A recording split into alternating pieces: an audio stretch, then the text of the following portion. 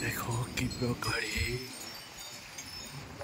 সোনার রঙে আকাশের ছোঁয়ায় মেঘের সাথে ছুঁয়ে গেছে। সোনার চটিও ঝাঁটিতে এই দৃশ্য আবার কোনো দিনের নয়, রাত্রের দৃশ্যের মধ্যে ঝলছে ঝলঝল করে চট্টিও ঝাঁটি।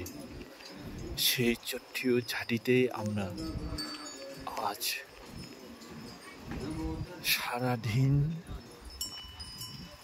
শ্রদ্ধান্বিত করতে করতে দিন অতিবাহিত হয়ে গেছে, কিন্তু মনের শ্রদ্ধা অতিবাহিত হচ্ছে না। রাত্রি যাপনের অপেক্ষায় চট্টিও ঝাঁটিকে বুঝার উদ্দেশ্যে এখনো অপেক্ষায় আছে।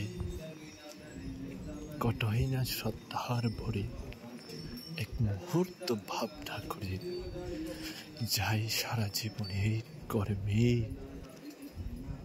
সাথে করে সাথী হয়ে। তাই আপনারা এই প্রকারে চট্টিও ঝাঁটিতে পূজা পার্বণ করুন।